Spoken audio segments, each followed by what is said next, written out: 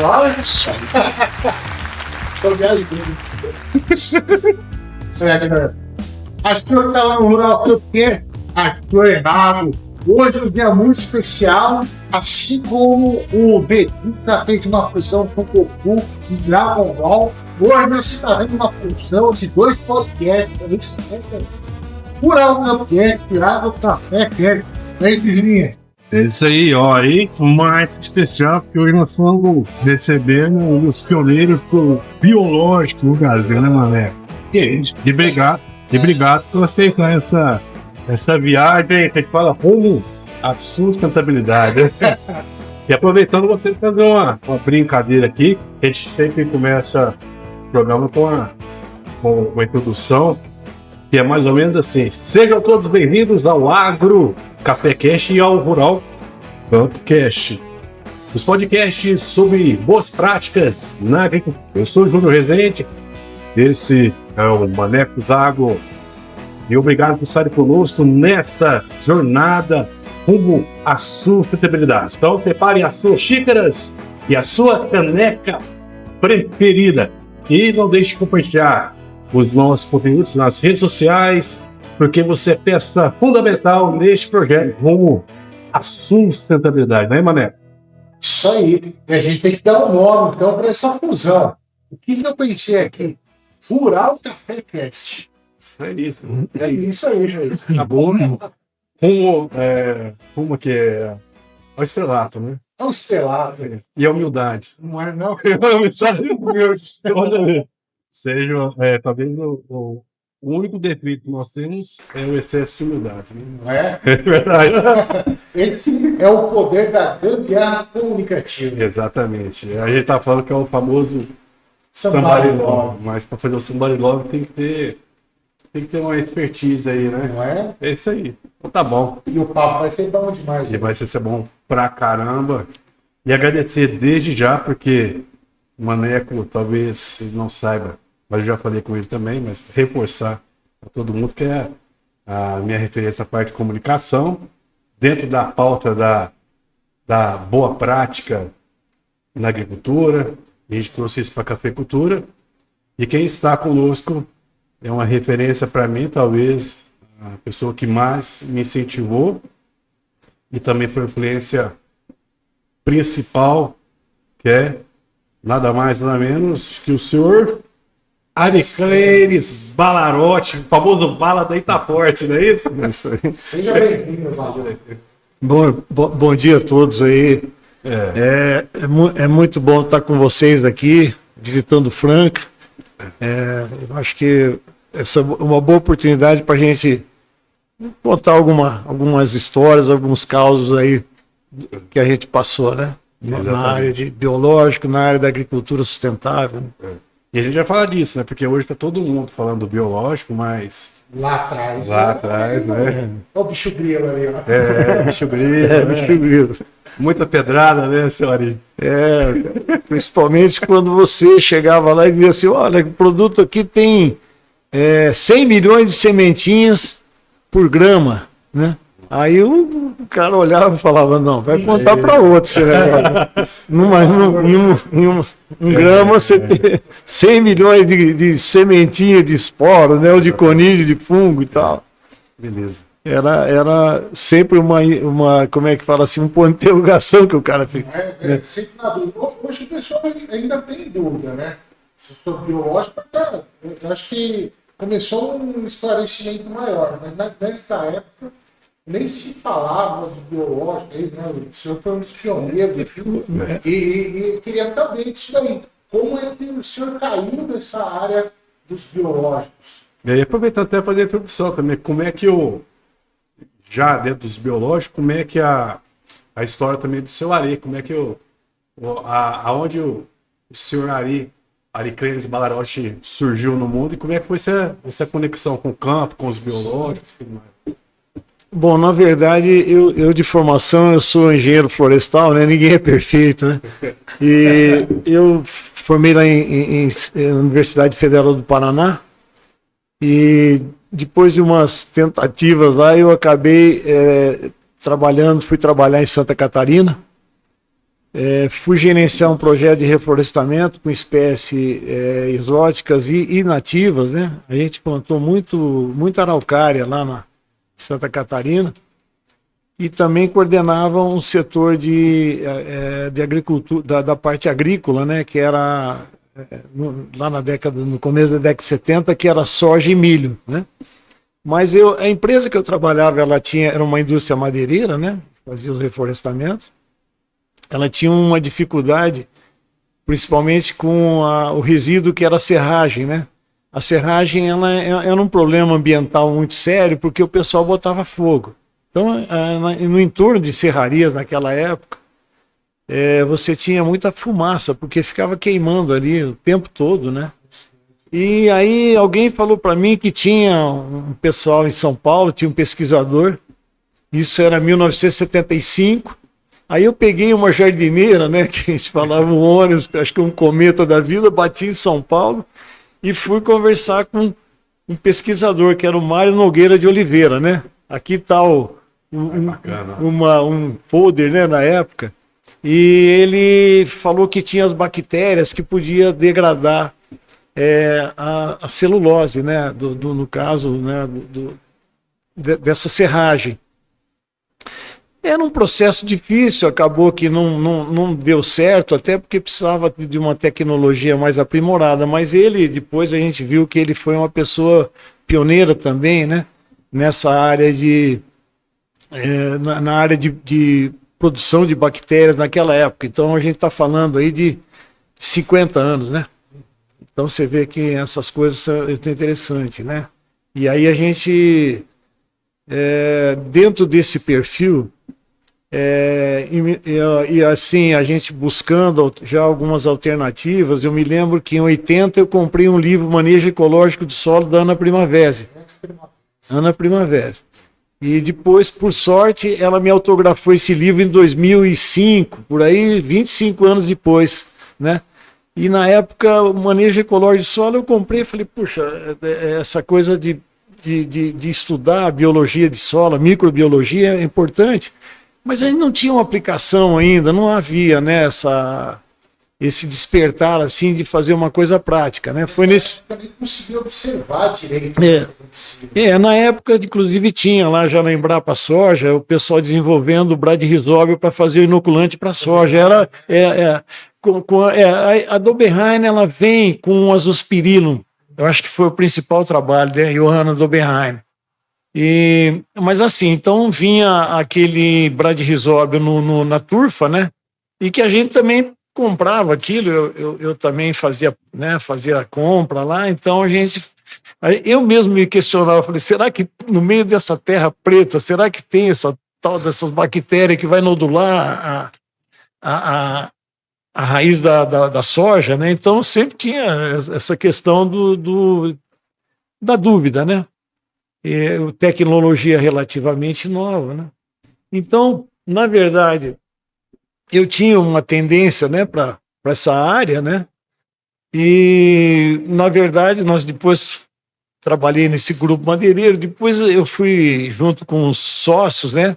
Montamos um negócio de madeira, né? Lá em Itapetininga, e lá nesse período, o meu cunhado, Valentim Suchek, ele tinha uma fazenda, tem uma fazenda lá no Gramadinho, lá em Itapetininga. E aí deu um surto de cigarrinha, de pastagem, né? Houve um ataque. E aí falaram para ele, aplica metarrísio e tal. Ele falou, metarrísio, o que é isso? Não, é um fungo que ele faz o controle biológico. E ele foi atrás. E aí ele chegou para mim e falou, olha, é um negócio interessante aqui e tal. Vamos entrar nesse negócio aqui. Eu fiquei meio assim, né, com o pé atrás, falei, mas a gente já tinha tomado algumas lições com os planos cruzados da vida, sabe? Você tinha amargado alguns resultados assim para sobreviver, né, com a empresa. Então, eu falei, puxa, mais uma coisa. Mas ele foi insistente nisso aí, sabe? Então, ele falou, olha, vamos trabalhar, vamos fazer uma empresa, vamos rodar isso aí, vamos tentar um convênio com a Exalc, né? E aí foi justamente que, aí com o professor Sérgio, né, que foi o grande mestre aí, né, o orientador todo, né, quem incentivou e quem deu todo o apoio técnico, né, para fazer a empresa rodar, né. E aí foi importante. E aí um outro concunhado, aí um concunhado, o Miro, né, e a esposa dele, a Valmir, que é a irmã do Valentim, é que cuidava da parte da produção, né. Então, nós tínhamos lá o grande chefe, que era o Valentim, Mira, Valmir no laboratório, tocando a parte lá de produção, e eu fazendo a parte externa. Por isso que quando o cara falava, Auriclenes, aí tá forte é do Auriclenes e tal, mas eu era uma peça na engrenagem, na verdade, mas era a parte que tinha visibilidade, porque eu fazia contato com o pessoal, com o campo, né? Com o pessoal da comercialização, né? E com a parte, foi muito importante, né? A parte dos contatos com as instituições, né? E aí a gente pensava em Iapar, Epamig, as Embrapa, várias delas, né? E outras, a Rural do Rio, né? Contato com o pessoal de Viçosa, UFLA, de Lavras. Então, isso foi muito importante para a gente desenvolver, sabe, o trabalho, né? Então, o primeiro produto, então, foi o Metarriso, então. Então, o Metarriso foi o primeiro produto a ser, vamos dizer assim, foi o início da Itaforte. Mas aí, imagino eu que o que abriu caminhos, imagino eu, tenha sido o tricoderma, né? Então, depois veio a Bovéria, né, que era com o Metarriso, ele foi o primeiro a ser registrado, inclusive, né, o primeiro biológico registrado, de fungo. Isso foi em 90, o registro saiu um pouco depois, mas isso aí era 1996, tá? Então, foi o início, né, em 97. Só que aí tinha a Bovéria baciana, o Boveril, né, que ele era um fungo assim com um espectro maior do que o Metarrísio, né, que pegava algumas pragas a mais. Então, o Boveril foi o segundo produto. E depois, eu acho que o ponto de inflexão foi o tricoderma, né? Que eu acho que aí que deu realmente um empuxo lá para que houvesse a consolidação da empresa, né? E eu já falei pro senhor uma vez eu estava aqui em Delfinópolis, a gente estava falando de Delfinópolis, né? Região de banana, né? E eu vi um folderzinho lá, antigo da Itaforte, da Bovéria, para controle de um moleque da bananeira, né? Então, um folder antiguíssimo, né? Da década de 90 ali. Que é trabalho de campo, né, senhora? Formiguinha, né? Formiguinha. E hoje o biológico eu falo assim que a gente deve muito a pessoas que lá atrás acreditaram. Mas que acreditaram, mas também fazendo bem feito, né, senhora? Então, com critério, né? Porque eu acho que essa questão de biológico, ele é diferente de um tratamento que você faz com químico, né? O químico, embora tenha algumas restrições com relação à temperatura, velocidade de vento, né? E condições, o biológico você precisa ter mais cuidado, né? E a gente, por ter esse convênio com a Exal, que era como se diz, nós não podíamos fazer xixi fora do vaso sanitário, na verdade, né? E eu lembro que o Rogério também era uma cria lá do professor Sérgio, né? E ele brincava para mim, ele falava assim, Bala, viu o que o pessoal do campo vai falar aí sobre o produto? Porque se vier aqui eu vou dizer o que é mesmo de verdade, entendeu? Então, a gente tinha esse monitoramento, vamos dizer, né? Mas eu acho que por natureza, realmente, como eu trabalhei do outro lado do balcão, né? Produzindo, né, na agricultura, então a gente queria também que alguém oferecesse alguma coisa que ajudasse a resolver os problemas que adivinham, né, no caso, né? E hoje muitas empresas, né, senhora, estão entrando no mercado, muitos players, né? E aí a pergunta que eu faço é o seguinte, quais são os principais erros que o senhor vê, tanto na questão de produção e também na parte de recomendação nessa aplicação dos biológicos? Olha, Juninho, eu acho assim, eu acho que o compromisso que uma empresa de biológico deveria ter, e era o que a gente pregava e procurava fazer, era o seguinte: não era você colocar um produto de qualidade na porta da expedição, mas era você acompanhar que esse produto ele ficasse viável a hora que ele fosse colocado lá no pulverizador ou no tratamento de semente. Então, isso a Itaforte primava por isso. Eu não era uma prática assim do pessoal. Eu me lembro da concorrência, porque até na conservação, às vezes a gente chegava lá, tinha um tricoderma num barracão de 40 graus no Mato Grosso, e aí a gente olhava e falava, mas você não deixa na geladeira? Ele falou, não, o vendedor falou que não precisa. Então, isso aí realmente era uma dificuldade para a gente também, porque o cara, de repente, falava, vou comprar um que não precisa pôr na refrigeração, né? Então, essa preocupação... É um tipo de pé nisso ali, os biológicos. O vendedor, quando ele recomenda, porque muitas vezes o vendedor também não está preparado para o biológico, ele está acostumado com o químico, né? E daí você pega e o cara faz um negócio desse, começa a dar errado, não dá o resultado devido, biológico, porque o cara armazenou de forma totalmente errônea, e daí os caras começam a perder cai no descrédito, né? Biológico por conta disso, desse maneiro. E fala que não funciona, né? Exato, E aí você tem, e depois você tem condições, né? Por exemplo, o fungo, as bactérias menos, mas os fungos, normalmente, eles sofrem muito com a radiação solar, né? Então, isso é um fator importante. A gente fazia quando a gente fazia uma apresentação do produto, a gente colocava lá, a gente colocava um gráfico lá mostrando realmente os problemas advindos da radiação. Então, você tinha que fazer a aplicação, por exemplo, no fim de tarde, à noite, né, com tempo nublado ou com a garoa, né? Então, a gente tinha todas essas recomendações e passava isso para o pessoal. Talvez foi por isso que a Itaforte teve acho que um conceito na área técnica que eu acho que foi reconhecido e talvez seja reconhecido, né?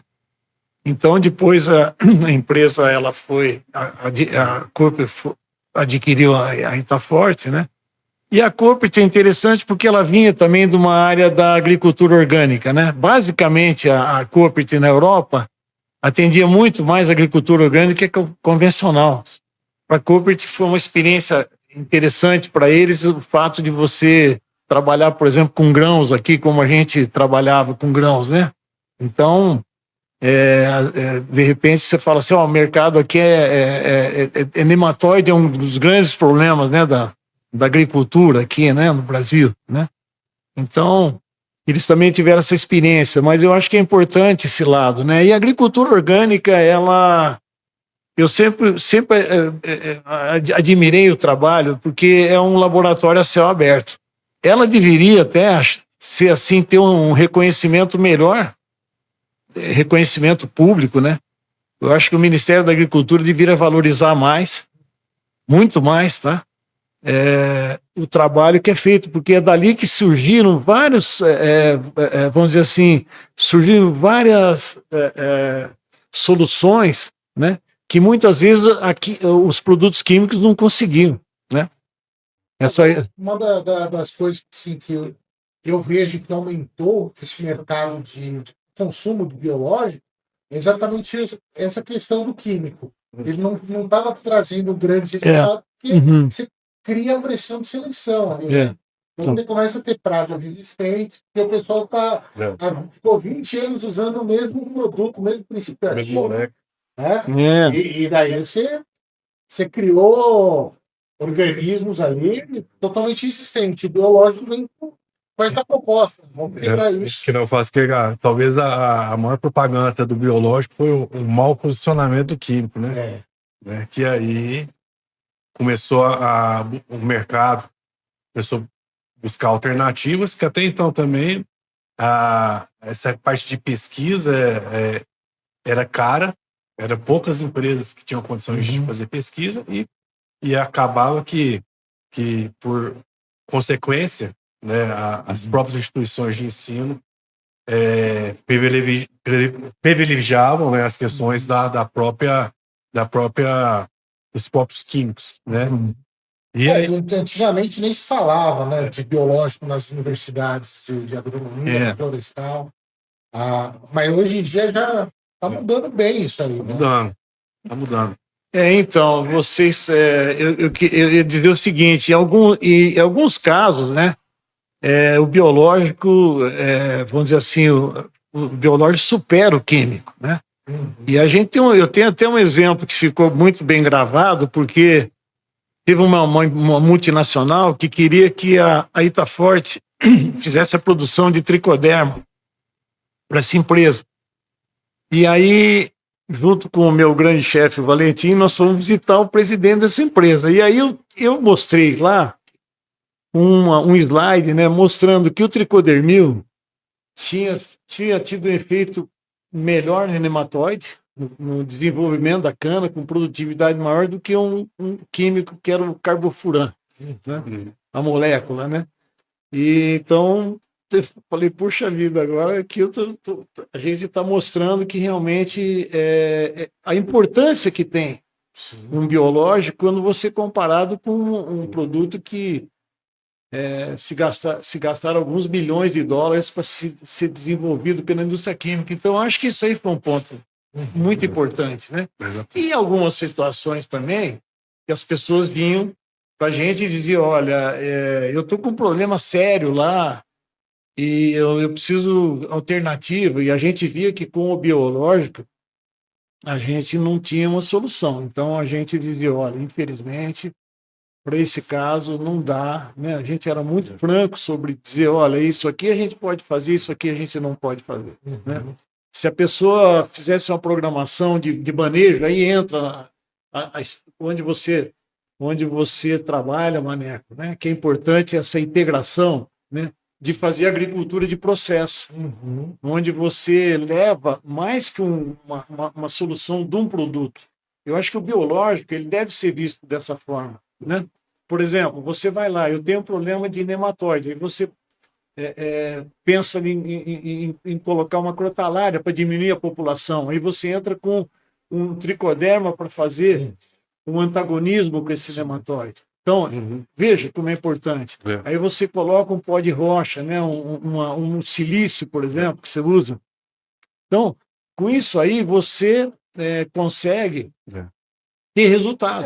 Sinergia, né? Trabalhar a ecologia ali microbiana, né? Então, porque é interessante também, assim, uma coisa que eu vejo, senhor, os biológicos, e é uma das preocupações que eu realmente tenho, de ser substituição do insumo.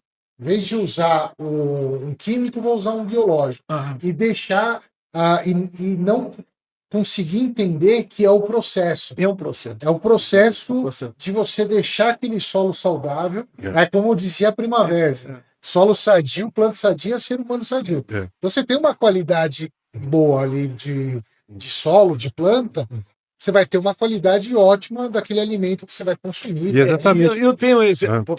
Não, que isso. Não, então, eu tenho um exemplo emblemático que foi o seguinte, 2005. 2005. Aí os promotores de Belo Horizonte chamaram os produtores de morango da região de Pouso Alegre. E disseram, olha, vocês aqui tem resíduo de agrotóxico aí no morango, isso não vai ficar bom para vocês. Vocês têm que achar uma solução para parar de usar, entre aspas, usando lá, vocês não vão ter que usar diminuir agrotóxico, aí diminuir o veneno. Né? Bom, aí o pessoal lá de Pouso Alegre tinha a Eco Insumos Agrícolas, que era o Barata e o Wellington, aí eles nos procuraram, dizendo, olha, como é que a gente pode fazer um trabalho, né, e realmente de tentar substituir, fazer um manejo, né, Aí nós pensamos, falamos, olha, a gente tem os fungos aí que podem ser usados, né? Mas eu acho que só isso não basta. Então, vamos fazer um trabalho, de repente, com outros insumos, né? Então, entrou daí calda sulfocálcica, calda bordaleza, entrou fermentado de peixe, né? Entrou óleo de nim, né? Entrou o extrato pirolenhoso. E aí, o que aconteceu? Tinha um produtor orgânico lá, que é o Marco Túlio, que cedeu uma área para fazer um ensaio, né? E os resultados foram muito bons. Usando esses produtos, vamos chamar assim, entre aspas, alternativos, porque eles são principais praticamente, você teve lá, a produtividade ficou parecida, o custo ficou 15% menor, e você teve o quê? Você teve você não tinha resíduo de agrotóxico. Então, aquela região ali de Pouso Alegre, ainda tem vários produtores ali, né, que fazem uso hoje desses produtos aí, e praticamente você conseguia produzir sem usar um agrotóxico no morango, que era um desafio, né? Então, acho que foi importante esse passo, né? E, assim, aí eu lembro também, você com fungos, extrato pirolenhoso, por exemplo, numa cultura de crisântemo, né? Onde o Cage era um produtor de mudas de caroço, né? de Atibaia, aí ele falou, tem um vizinho aqui que ele está se envenenando aí de tanto usar produto aí e tal, você não quer dar uma mão lá, ver o que você pode fazer? Aí eu bati lá na casa, na propriedade dele, e aí ele falou, vamos entrar aqui com um processo de você diminuir o uso, né? E era o seu Germano Lima. Aí ele falou, não, eu topo e tal. E eu fui fornecendo lá, e eu fazia fiz um trabalho de consultoria, né? Extrato pirolenhoso, eu sou muito fã de extrato pirolenhoso.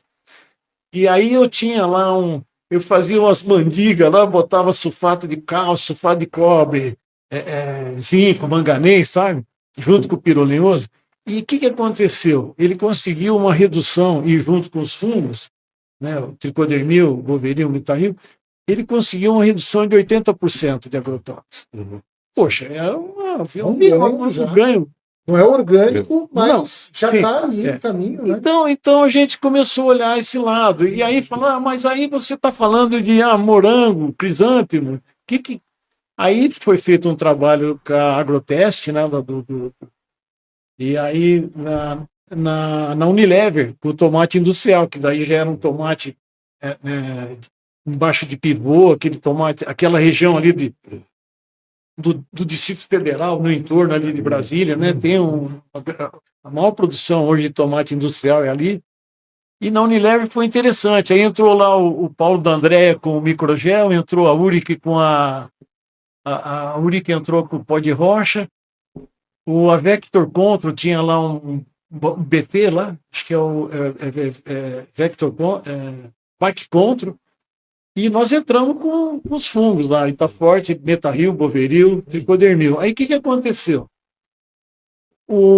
Assim, produtividade deu 12% a mais, né? Na produtividade. Usaram, pra você ter uma ideia, na época, 44 moléculas de químico no convencional. No alternativo, que eles chamavam lá, esse número de moléculas caiu para 14. Veja só. Reduz absurdamente o custo. Reduziu 2/3 de uso de agrotóxico ali. E o BRICS deu de 4,3 do convencional foi para 4,8. O BRICS é um indicador grande da qualidade da massa, né, do tomate, do extrato que você vai fazer. Então, eu falei, quando você olha aquilo, fala, poxa vida, hein, que beleza, né?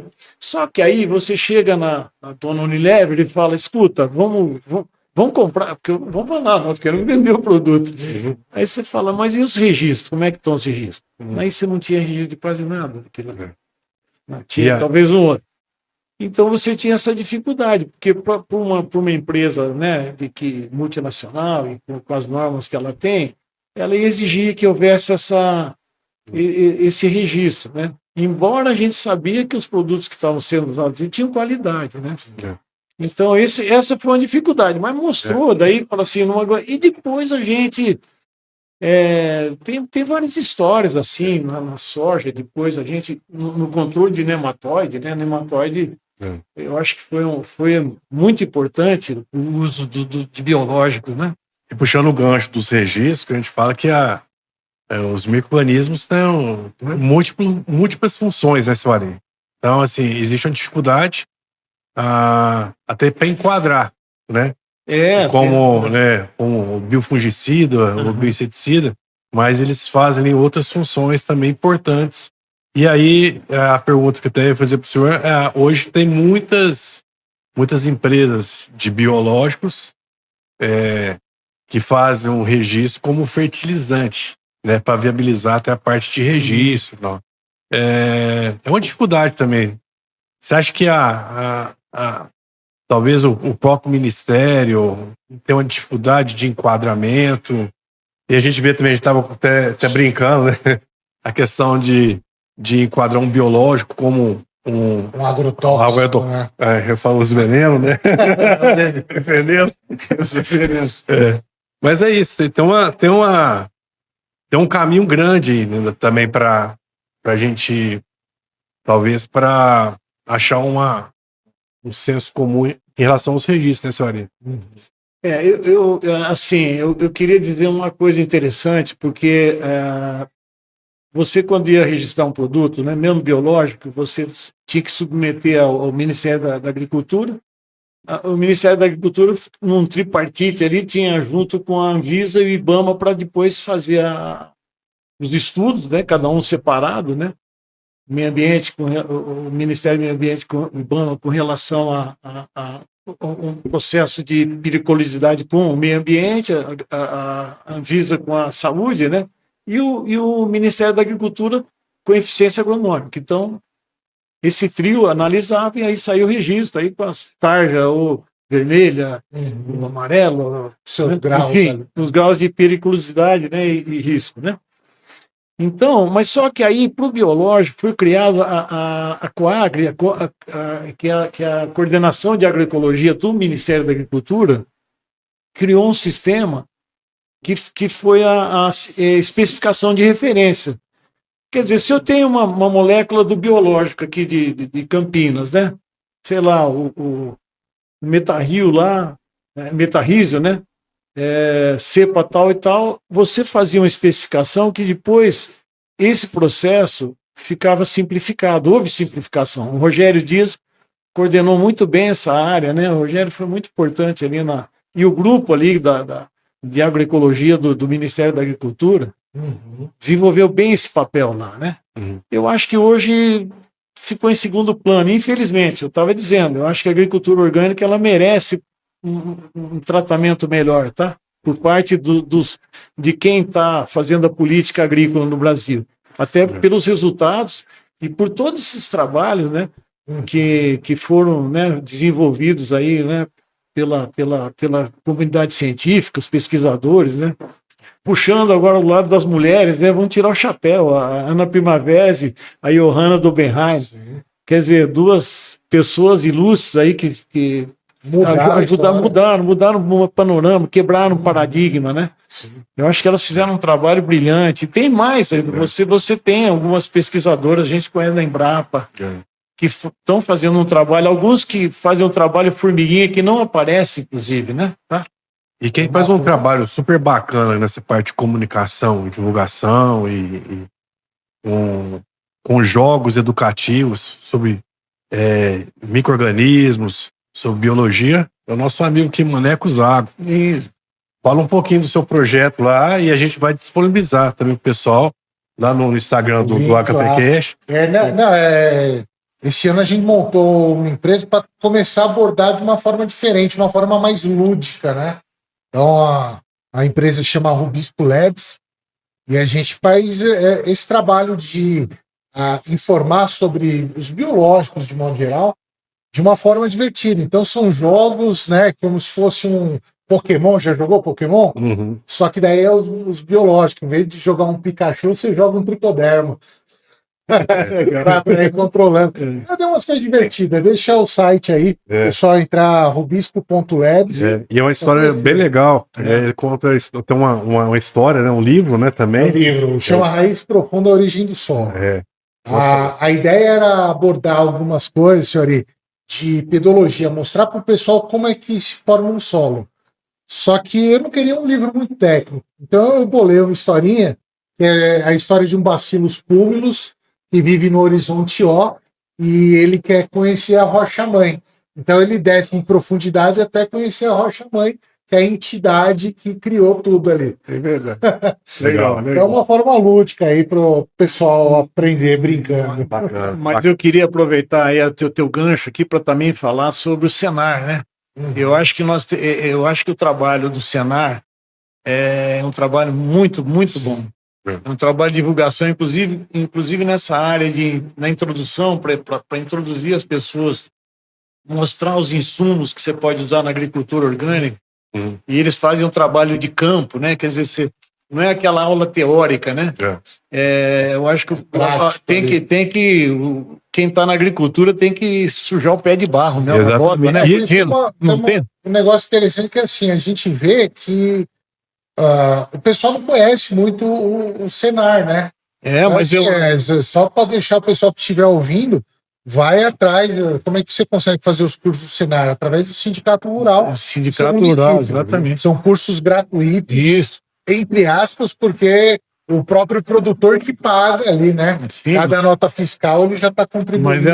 Mas é um trabalho importante, viu? Muito importante. Tem que fazer os cursos. Isso é muito bom. E a gente tem ali agora, começou bem forte a parte de orgânica. Então tem morango orgânico, olericultura orgânica, tem cursos de nutrição biológica. Eu acho que tem que aproveitar mesmo fazer isso aí. Exatamente. E aí, já aproveitando o gancho também, a gente tem alguns apoiadores do podcast, seu Ari e Maneco também, a gente queria dizer que nessa quinta temporada nós estamos juntos com o GAS, Grupo Associado de Agricultura Sustentável. Mandar um abração para Maria Helena, professor Éder também. Éder, Martins, o irmão do Eduardo. Exatamente. Turma, né? Então a turma toda lá agradecer de coração. A família faz inclusive cachaça lá no norte de Minas, lá em Itaiobeira, viu? Eu fui lá.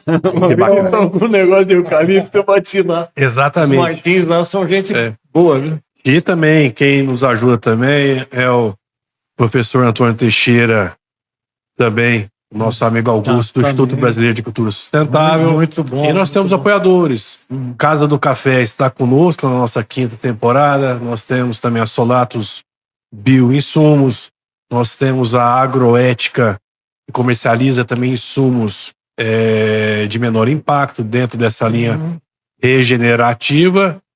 E eu queria, depois dessa introdução, fazer uma pergunta um tanto quanto polêmica ou não, mas pegar já a opinião do seu Ari sobre as questões do on-farm. Polêmica. Eu não queria perder o fio da meada daqui. Depois nós podemos passar para... Mas o senhor não vai fugir, não. Não vou sair, não. Saiu direitinho. Eu não vou fugir nesse assunto porque eu acho que é um assunto realmente importante para se discutir. Mas o que eu queria colocar é o seguinte. Bom, você falou agora, você tem alguma coisa de semente de forrageiro, né? Sim. Eu levei lá pro Dominguinho Sesconeto, lá em Venda Nova do Imigrante, eu levei lá semente de milheto.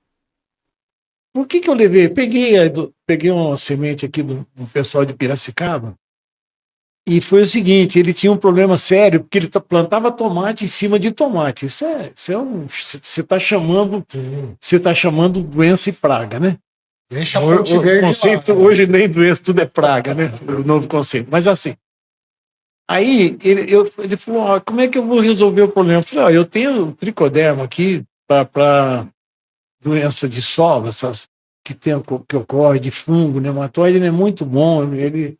Nós temos um produto que realmente vai. Mas Quando está uma situação tão difícil do jeito que está ali, que eu fui lá olhar, falei, olha, o ideal, o que você faz? Você faz uma rotação. Coloca coloca o milheto aqui, e eu acredito que ele se deu bem lá, porque eles depois abraçaram o biológico, né? Ele tinha, inclusive, ele fornecia mudas para o pessoal, ele tinha um convênio que ele fazia um processamento de tomate lá também, sabe? Lá em Venda Nova. Então, esses são os exemplos, né, Julinho? Então, é importante que haja essa integração desses insumos, né? Exatamente. Eu acho que seria uma questão da integração mesmo, que deveria ser obrigatória para quem usa biológico. Sim. Plantas de cobertura e biológico, assim, um casamento perfeito. Exatamente. Exatamente.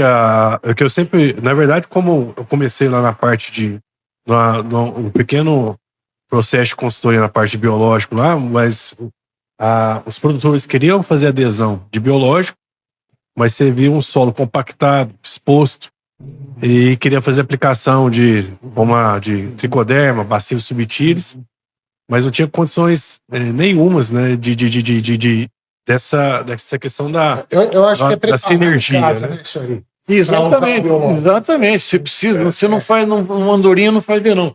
E tem um negócio interessante, eu acho que a coisa mais importante, talvez que se eu pudesse falar assim, ó, o que você queria passar para alguém que está trabalhando na agricultura hoje, que quer uma sustentabilidade, alguma coisa mais racional, que seja, vamos dizer assim, eticamente, né? Uma coisa que você usa um produto sem pensar assim, ó, vai ficar algum resíduo, alguma coisa. Eu diria o seguinte, e eu acho que foi uma modificação muito grande que eu tive a partir do momento em que eu descobri sobre os exudatos radiculares.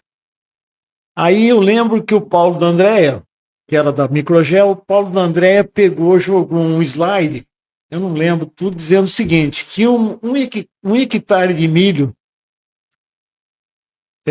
os exudatos radiculares do hectare de milho dariam 12 milhões e 500 mil litros de exudato.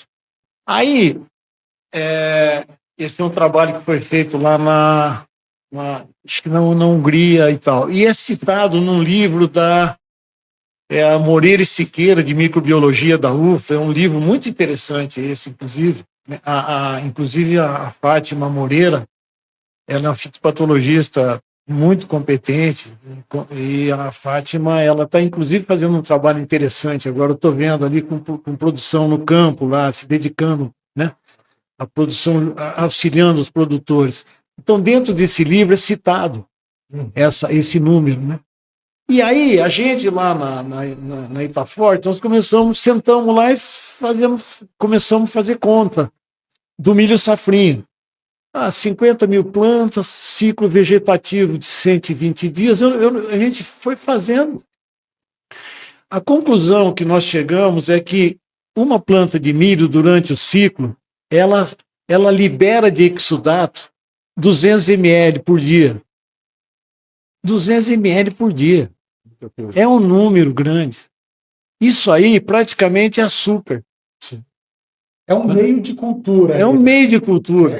Eu acho que essa é a grande sacada. Mas Mané, pensa bem, 200 ml. Isso aí vai cair na mão de quem? Pode cair na mão do tricoderma, de um actinomyceto, de uma bactéria, de um bacillus, ou de um patógeno, como o pítio, o Rhodoptônia. Exatamente. Isso é a chave, eu acho. Sim. Isso eu acho que o mais importante desse trabalho que eu vi assim, profissionalmente, dentro da Itaforte, no campo, foi essa questão do exudato. Eu acho que é um assunto que deveria ter, inclusive, mais trabalhos assim para mostrar como é que funciona. E eu acho assim, a gramínea, nesse ponto, ela tem uma exudação, acho que maior. E assim, você juntando, mas importante que você faz, o pessoal fazia coquetel, né, de plantas, né, juntava dicotiledônia e monocotiledônia, os capins, aquela coisa. Eu lembro que a Univale lá era uma empresa foi a primeira vez que eu vi lá eles chamavam lá de, era um conjunto lá, eu esqueci o termo que eles usavam lá, que era um misto, né? Um mix, né? De forrageira. Então você imagina você fazendo isso, você colocando um micro-organismo benéfico ali no sistema. Uhum. Então esse é um lado interessante. E aí você pega, aí você falou aquela questão de compactação. Nematóide, ele é aquático. Quando você pega um solo compactado, o que acontece? Ele vai ficar. Você reduz a área de tela. Você fica com a área ali. O que tem ali vai estar todo úmido, preenche, né? Uhum. E aquela água, ela serve para ele se locomover. E nesse caso, quando você tem esse ambiente anaeróbico, os patógenos, eles prevalecem sobre o fungo benéfico, sobre os micro-organismos benéficos. Então, não adianta. Nós fizemos trabalho lá nos pivôs e nós demoramos para descobrir nos pivôs, lá naquela região de Lusiânia ali, no Padef ali, naquela região, e aí realmente um dos problemas que você não conseguia ter resultado interessante com o tricoderma era a compactação de solo. Então, você veja, umas coisas claras. Então, não adianta, de repente, você ter eu vou usar esse mecanismo aqui, isolado, uma variável. É interessante quando a gente fala dos resultados radiculares, para falar para o pessoal mesmo, que assim, por mais diversificado que a soja, os resultados da soja tenha, do café, do que for, quanto mais variedade de planta, mais variedade de resultados. E daí eu tenho um cardápio maior, vai ter muito mais micro-organismos. Tem uns estudos que são bem interessantes, que assim, um solo que tem pouca matéria orgânica, você faz o teste lá, essa análise de sequenciamento genético, pouquíssimo micro-organismo.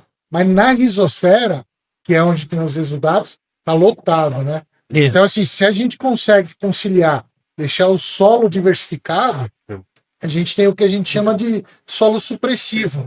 Né? E daí eu vou até fazer o convite. Esse daqui vai pro ar segunda, né? Então, ó, pessoal, nessa quinta-feira no Rural Campcast vai uma das referências de solo supressivo, Rodrigo Mendes da Embrapa. Rodrigo Mendes, que é excelente pesquisador. É referência quando fala de solo supressivo. Sim, vai estar lá no podcast. Lá. Então, legal, o pessoal assistir. Legal. É a biodiversidade e trazer para a agricultura imitar esse sistema natural, né? E aí tem um negócio interessante ainda dos exudatos, né? Que foi o seguinte: aí tinha o Calderaro, que é um produtor de hidroponia na região de Itapetininga, próximo de Itapetininga. Aí o menino falou: olha, como é que funciona o tricoderma na hidroponia? Eu falei: só tem um jeito, né? Vamos testar, né? Leva para lá. Isso foi com já o Gabriel, acho que fez esse trabalho, o Gabriel Mascarinho, hoje que está na Embrapa, mas ele trabalhou lá com a gente, na Itaforte. E aí foi colocado em algumas espécies, né? Eu não lembro se era alface, chicória, almeirão, o que tinha lá da hidroponia, né? E foi inoculado o tricoderma. E aí veio depois a planta, né? Pegou a planta, levou para o laboratório e foi ver a colonização das raízes. Como é que estava a colonização das raízes? O que aconteceu? Todas elas tinham tricoderma. Sim, em abundância, inclusive. Mas tinha uma espécie que não tinha, era agrião. Agrião. Não colonizou. E eu fiquei com aquilo na cabeça, falei, cara, mas o agrião, por que não colonizou, né? O produto estava viável, estava igual. Isso agora. Eu estou me perguntando isso agora. Então, você perguntou. Aí, 1 mês e meio, 2 meses depois, eu vou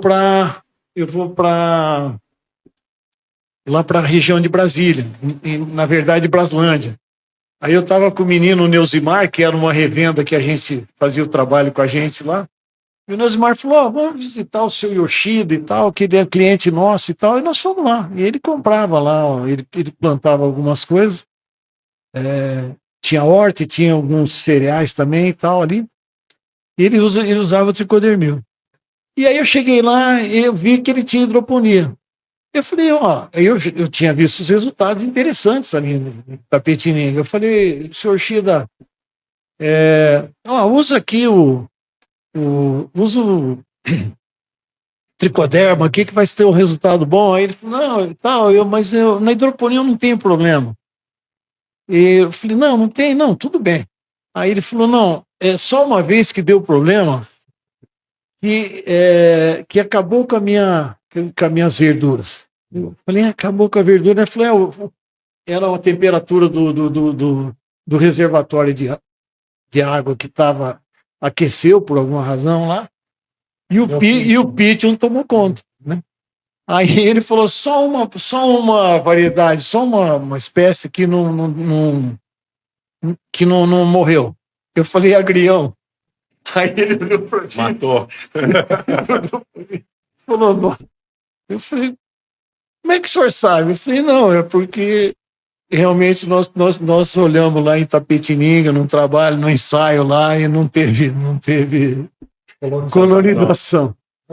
Aí eu pensei bem, eu falei, pô, por isso que esses caras, o pessoal usa aí, põe o mel com agrião aí para tosse, para não sei. Por quê? Porque no exudato ali tem um antisséptico ali, né?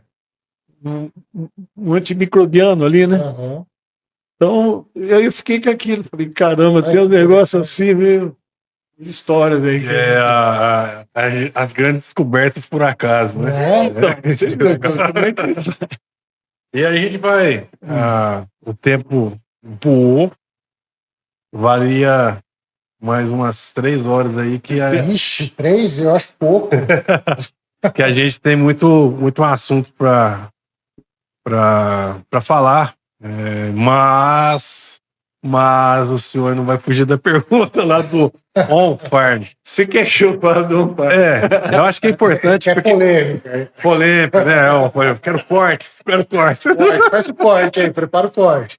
Mas a gente viveu no processo de adequação, nós tivemos umas questões de legislação, né? E queria, com essa expertise também da indústria, como é que o senhor vê esse movimento e o que o senhor enxerga aí sobre... Porque é uma baita ferramenta, mas saber se o on-farm de repente é para todo mundo, não é para todo mundo. A opinião do senhor Ariclenes Balarotti, o Bala. Bom, eu sei que é um assunto aí que demanda ainda muito trabalho e discussões sobre a regulamentação que estão fazendo, né? Eu acho que tem que separar, né? Quando você faz uma multiplicação on-farm de comunidade, né? Aí você entra lá o bocashi, né? O ZM, né? Então você tem esse lado aí, né? Você tem lá o processo, né? O Tomita tem lá o TMT, né? Então você tem micro-organismos, né? Você tem nessa linha vai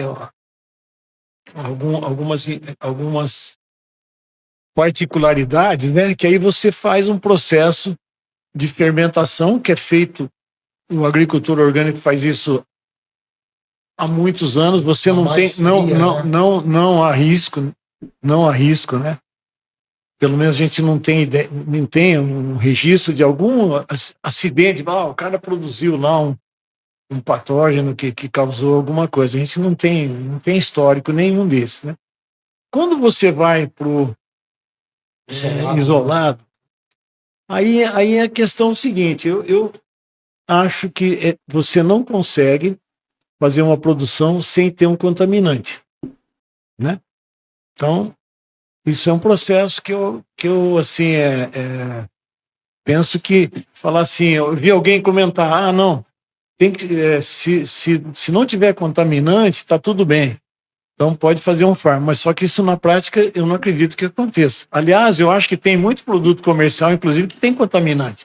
Também tem um permitido lá, o professor Sérgio e o Rogério, eles tinham lá um número que eles avaliavam lá que poderia ter de contaminante por um produto comercial, né? Então é uma coisa dessa que, né, é difícil você não ter nada, zero de contaminação, né? No farm não vai conseguir, né? Agora, eu acho que é importante, nesse lado, quando você fizer, eu acho que aí você tem que ter um processo de controle, né? De temperatura, água. Vamos pegar, né? Você pegar uma água de pura, né? Essa água do córrego para fazer. Exatamente. Aí então dá. você tem que começar, né? O meio de cultura também, que tenha qualidade, você tem que pensar. Eu acho que a aeração é importante, né? Em princípio, agora eu vou falar, não sei, mas meu sentimento, eu acho assim, o que a gente lê, que vê, é que os micro-organismos anaeróbicos, né? Normalmente são aqueles que têm mais propensão a ter patogenicidade, né? Com relação à saúde, né? Humana e tal. E, então, eu acho que esse é o lado que tem que cuidar. Então, se você fizer uma boa aeração, controle de temperatura, né? E depois, no final do processo, você conseguir trazer para a temperatura mais baixa, né? Deixar para conservar, para ele também ir viável para o campo. Porque não adianta nada você fazer um produto bom e deixar ele lá armazenado numa temperatura ambiente, 10 dias aí, sei lá, não sei quanto tempo, que ele também vai perder, né, a qualidade, né? Entender que é controle de qualidade. Né? Tem que ter controle de qualidade. Tem que ter controle de qualidade. Agora, assim, eu acho que isso é um desafio também, né, para se fazer, né? Eu vi resultado, assim, né, de você ter um produto on-farm dentro do ensaio ter sido melhor de eficiência do que alguns produtos comerciais, né? Porque também é o seguinte, eu acho que tem comerciais e comerciais, né? Nos produtos. Eu acho que isso é importante. Eu acho que a medida, assim, a recomendação, né, que eu teria que fazer, se eu produtor aqui, eu ia selecionar bem de onde eu vou comprar, ver direitinho o que ele tem, qual é os resultados, como é que é a aplicação disso, né? Porque a gente vê eu vejo aí na internet, né? Estou falando na internet e tal. Mas eu vejo algumas coisas assim que o pessoal está exagerando, né? Tem umas receitas aí, senhor, que eu já vi por de um farm, e daí de isolado mesmo, né? Que o pessoal. Que daí pega a água de qualquer jeito, o pessoal fazendo receita, pega a água do córrego, aí o carboidrato, tudo que vai dar ali, que é o meio de cultura, eles fazem com o esterco da vaca, aí não tem como você querer que tenha um isolado de qualidade. Acho que eu faço assim, isso é um protocolo de higiene, né? Que é o mínimo, né? E o protocolo de higiene, né? De limpeza. Eu só faria, Maneco, só por uma questão acho que talvez eu faria só uma ponderação aqui. Quando você pega o esterco bovino, tá, de uma res, né, que tenha saúde e tal, né? Sim. Eu acho que aí você não tem esse risco. No caso de esterco bovino. Para isolado também? Não, para isolado. Eu usaria para comunidade. Sim, então eu não entendi. Então, agora o pessoal usando o esterco para fazer como fonte de nutrientes. Sim, no caso, o senhor está pensando na questão dos micro-organismos da comunidade. Sim, comunidade. Tanto é que a Embrapa tem um trabalho lá que você faz numa fossa, né, cética, naqueles 3 reservatórios, né? Que você no primeiro, que logo que sai as fezes, né? Do sanitário lá, você no primeiro compartimento você joga umas pás lá de esterco bovino. Que vai imitar o processo. Que ela vai combater os patógenos, né? Olha, e aí vai sair água limpa lá, praticamente. Eu vou te contar um negócio. Esse biofertilizante, o efluente que faz, eu estou falando com propriedade que eu tenho lá há 15 anos. Ele faz crescer cabelo. Eu era careca. Aí teve um dia lá, eu fui mexer ali, tomei um banho com biofertilizante lá, daí começou a crescer no cabelo. É brincadeira, pessoal. Não passa por fertilizante desse, não. Eu tô imaginando aqui os shampoos maneco. Nossa.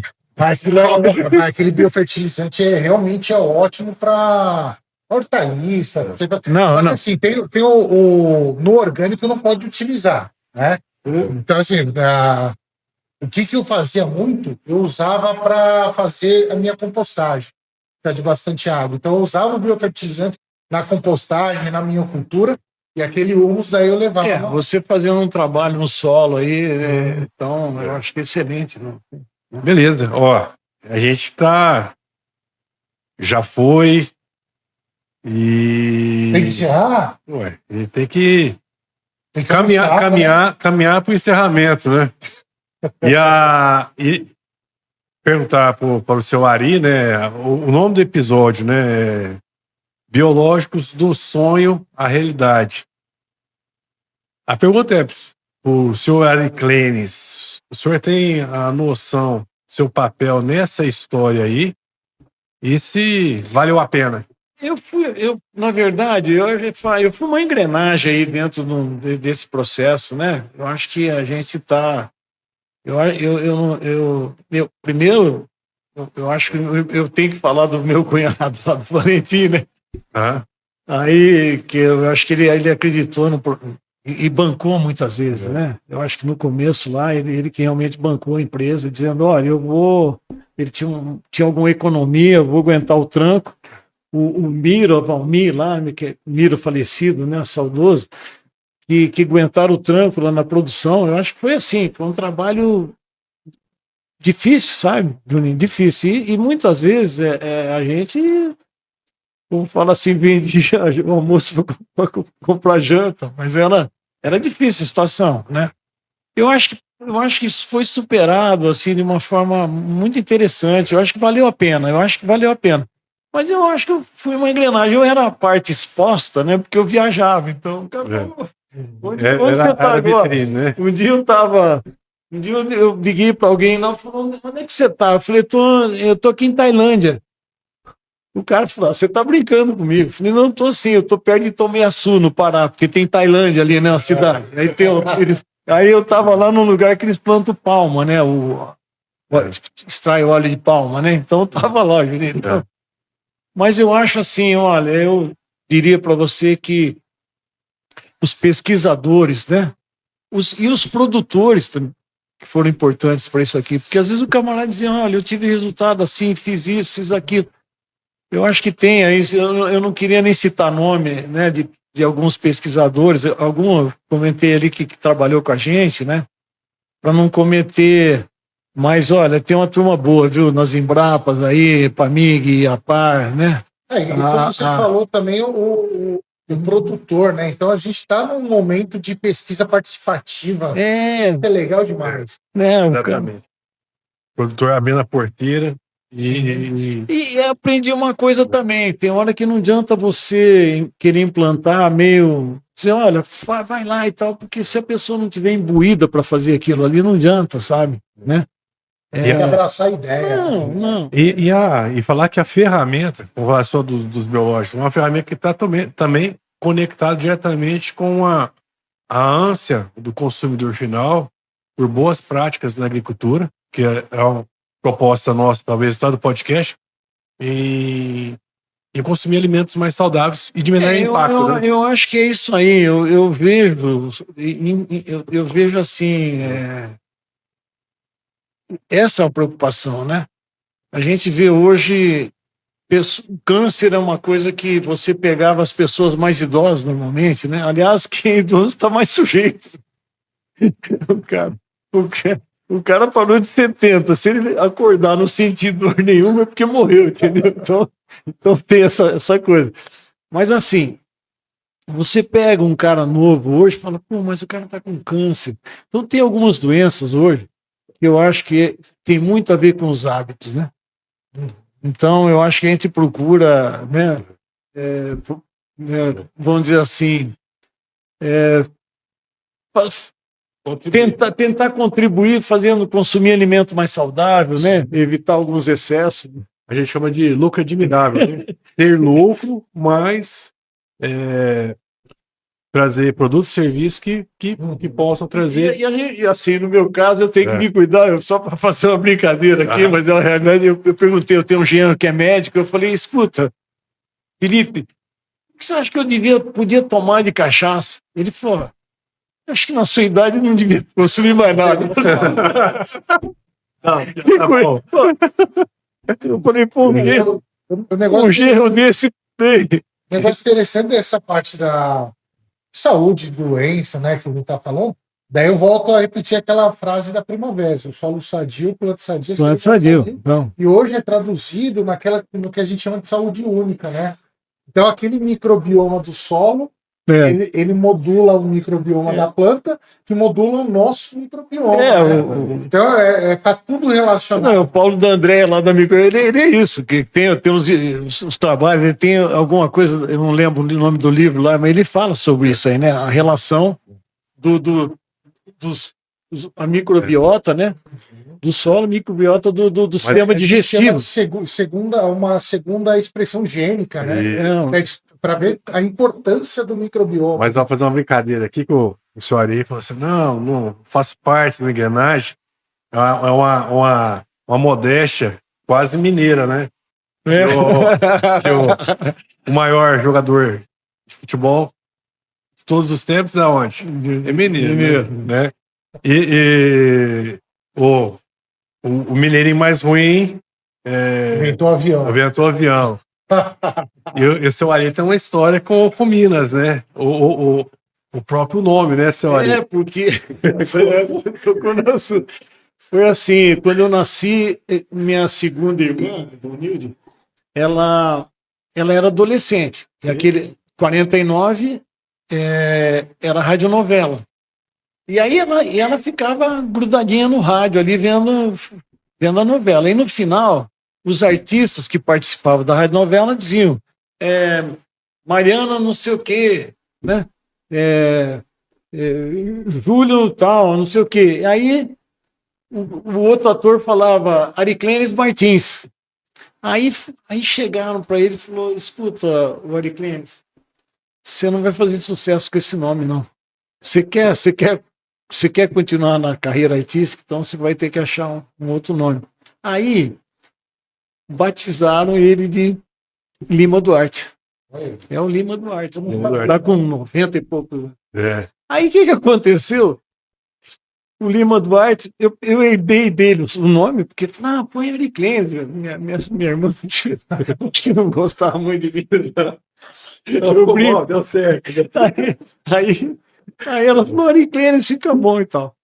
Bom, aí foi essa história. Então, que às vezes o cara fala, mas é nome grego. Que grego nada, é do mineiro lá de... Esse Sacramento de Desemboque. É aqui pertinho aqui de Franca. Sacramento de Desemboque. Então, essa história também, mas eu me dei bem com... Apesar que a gente... você tem que soletrar muitas vezes quando você vai falar o nome, mas tudo bem. Fora isso aí, eu me dei bem com o nome, estou feliz. Ari fica mais fácil. Corta Ari. E o Bala ficou Bala por quando eu vou para Santa Catarina por causa de Balarote, né? Aí o cara fala, Ariclenes é difícil, Balarote também é difícil, então ficou Bala, virou Bala. Senhor, uma questão aqui, posso fazer aqui as últimas? Lá na década de 90, lá, quando vocês fundaram lá a Itaforte, e pensando hoje, a gente não está no ápice do biológico ainda, mas a gente vê que o mercado biológico ele deu uma alavancada absurda, né? Virou moda, vamos dizer assim. Lá atrás, na década de 90, quando vocês fundaram a Itaforte, vocês imaginavam que o biológico ia ser uma coisa nesse porte que está hoje? Olha, se imaginava, né? E que haveria um crescimento muito grande, né? Eu acho que isso era um fato, né? Eu acho que isso aí era uma coisa que essa era a perspectiva, né? Talvez acelerou muito, né? E acho assim que houve uma talvez essa questão, por exemplo, de fertilizantes, o biológico no fertilizantes, né? Ele cresceu mais rapidamente também, né? Os inoculantes. Os promotores de crescimento, as bactérias, e mesmo o fungo, por exemplo, o tricoderma é um deles, é porque o adubo, a velocidade de crescimento do preço, a velocidade do preço do adubo foi muito alta, foi muito rápido, muito alto.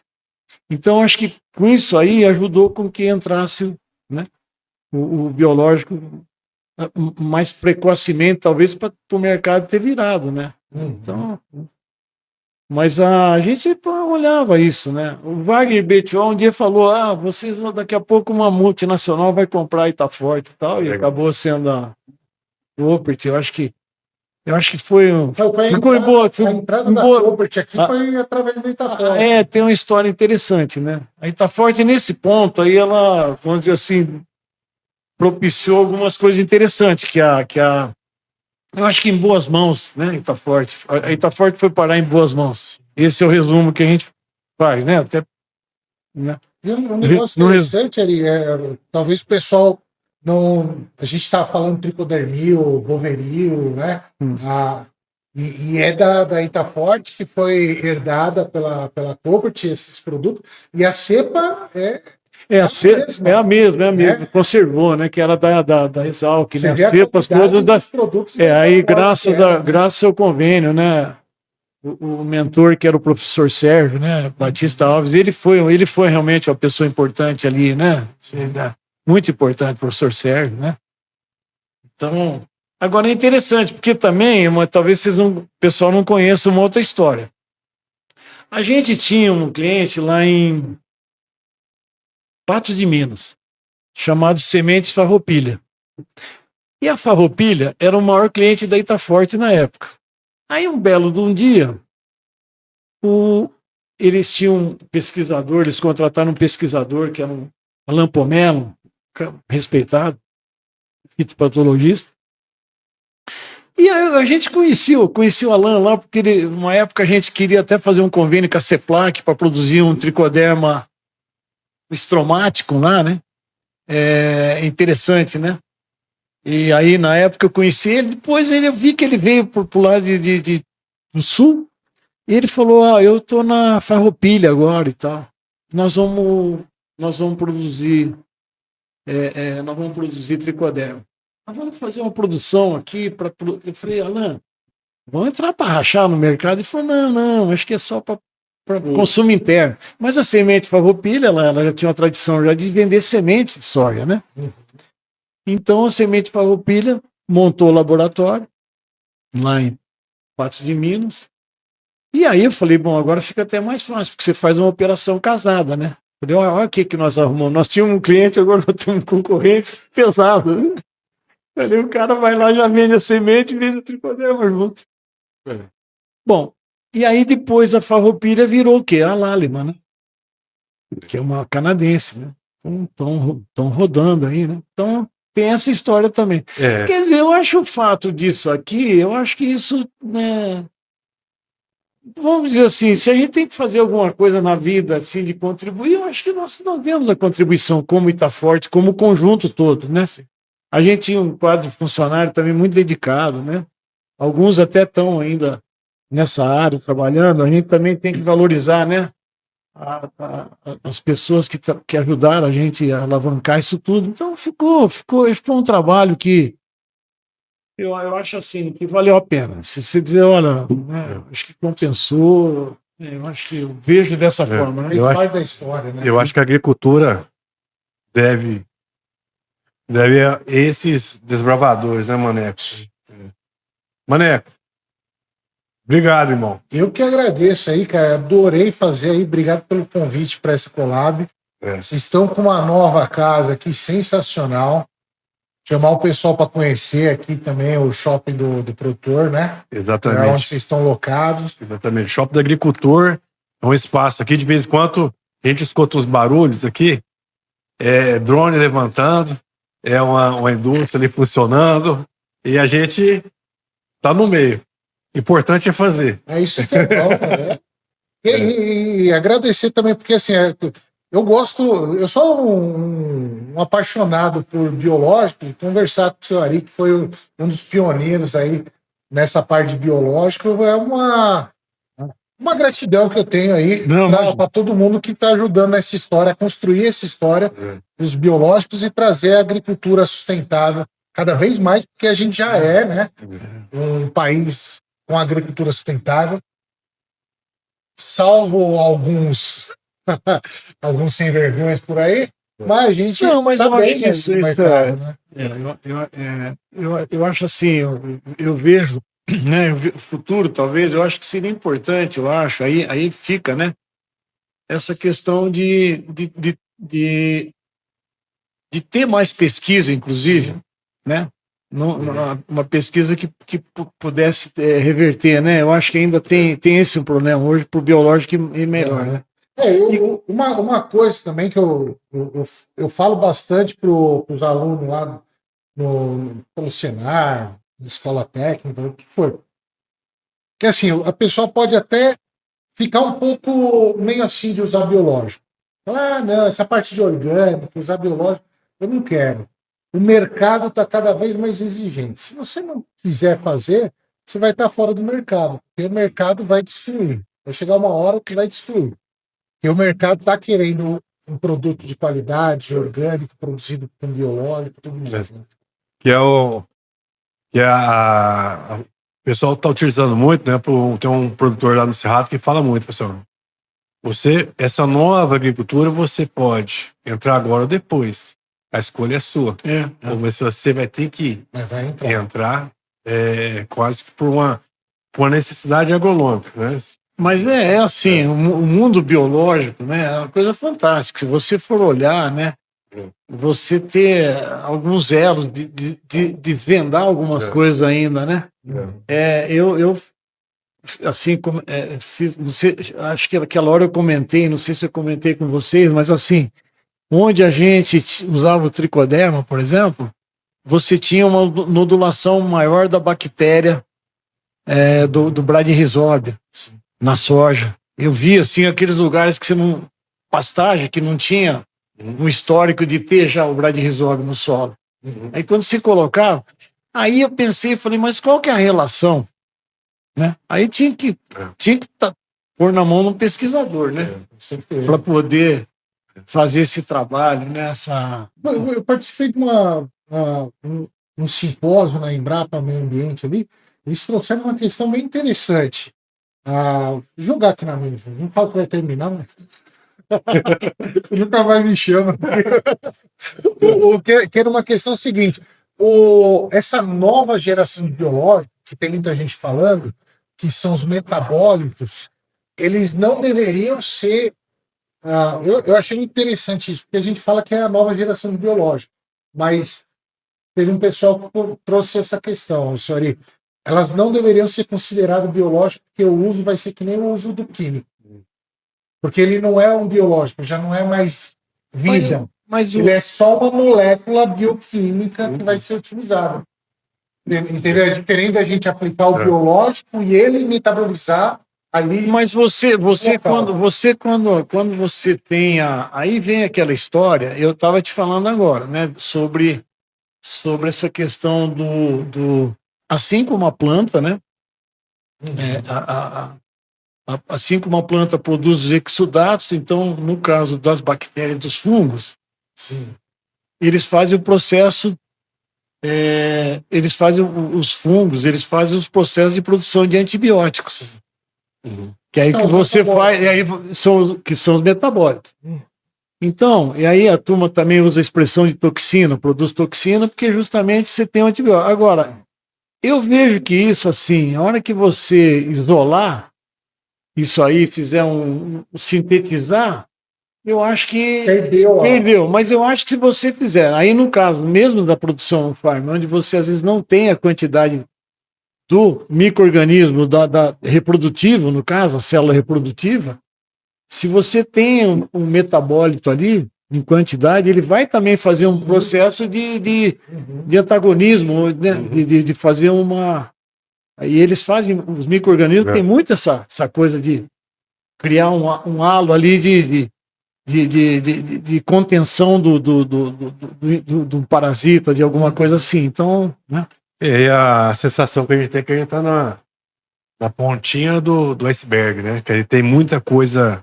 Não, e fazem coisas assim. Pô, né? Tem coisa aí. Tem muita coisa. Né? Tem muito. Exatamente. Até quando você olha assim, você pega um tricoderma, ele vai lá. Eu tava conversando com o Gabriel agora esses dias, aí falando, pô, pH, falando em pH, qual que é melhor para fungo? É bom pH ácido? Ele falou, não, mas o tricoderma tem hora que ele se ajusta, ele dá um jeito de absorver íon de hidrogênio e faz baixar o pH, que é o ideal para ele. Uhum. Entendeu? Olha só, você vê como é que é, você fica pensando. Ele vai arrumar a casinha dele, né? Só que aí é aquela história. E aí ele comentou bem esse negócio. Falou, só que aí você é o seguinte: a hora que você está fazendo isso, você está gastando energia. Você está gastando energia para se segurar. Se tivesse já um pH ideal, essa energia você estava usando para crescer. Então é um mundo todo, tem muita coisa. Eu acho que nós estamos no limiar ainda nessa área, né? Eu acho que o principal que a gente pode tirar dessa conversa também é o que a gente tinha falado dos exudados radiculares. Entender que a planta é o grande. Eu acho que essa chave ali do solo, né? Ele essa chave, vai trazer a harmonia toda. Essa chave, né? Exatamente. E talvez seja. Aí vem, talvez, esses estudos. Eu acho que essa questão dos exudatos poderiam ser aquele estudo para dizer: ó, essa planta aqui, o exudato dela, aí entra a lelopatia, né? Dizer: ó, isso aqui se dá bem, né? O pimentão se dá bem com a cebolinha, ou, sabe? Você. Por quê? Porque há uma. E aí a relação entre o micro-organismo e a planta é que deveria talvez falar, ó, eu acho que aqui você vai colocar o mileto, ali você coloca que a gente nem falou, mas a gente a parte de compatibilidade, de lelopatia, Quer ir para um devaneio maior ainda? Começar melhoramento genético focado em exudados radiculares para atrair microbiomas específicos. Cara, aí é um mundo. Acho que tinha que pôr mais dinheiro aí, né? Tem tanta gente que. Mas agora acho que vai. Tem tanta gente gastando querosene de avião aí em viagem, não sei o que e tal. Podia esse dinheiro investir. Exatamente. Não vamos entrar. Mané. Oral Campo Cash, toda quinta-feira. Excepcionalmente, né, segunda-feira agora. Vamos ter aqui essa collab maravilhosa. Beleza. Essa fusão Rural Café Cast. Exatamente. Vai esperar ficar esse nome? Uai. Já vamos registrar e vamos... O Rodrigo vem quando, hein? Vai na quinta-feira. Na quinta-feira. 1h da tarde. Vai lá. Beleza. Suari, Deus abençoe, obrigado. Obrigado, eu que agradeço aqui. É uma maneira da gente aprender. Não, eu acho que a gente troca ideia, na verdade, né?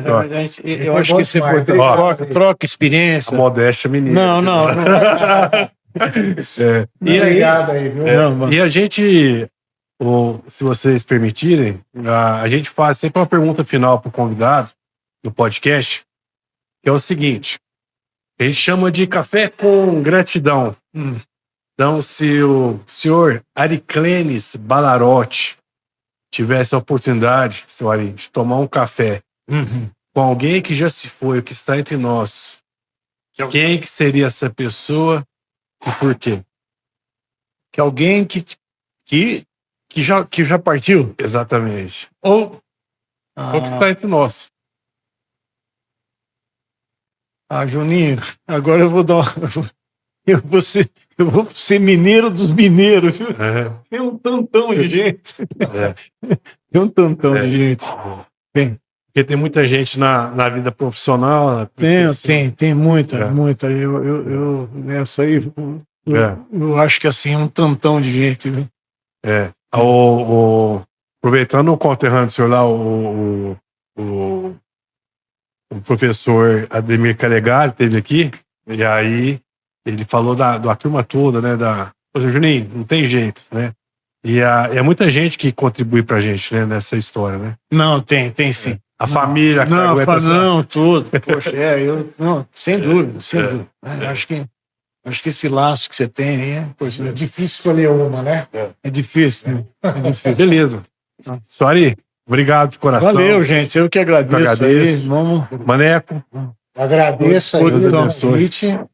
É a oportunidade de conversar com o senhor Ari. Obrigado também pela presença aí. Valeu, eu que Beleza. agradeço. E é isso aí. Coral, Campo Cash, Água Café Cash, Aricanes, Balarote. Obrigado. Eu Mais uma fico vez. muito grato, viu? Obrigado. Mano. E se esse episódio, se esse conteúdo fez sentido para você, compartilhe com outros produtores técnicos e todos os amantes da cafeicultura, porque aqui no Água Café Cash e também no Coral Campo Cash, Oi. a prosa é boa, o grão é especial e o impacto é positivo. Até a próxima xícara. Valeu.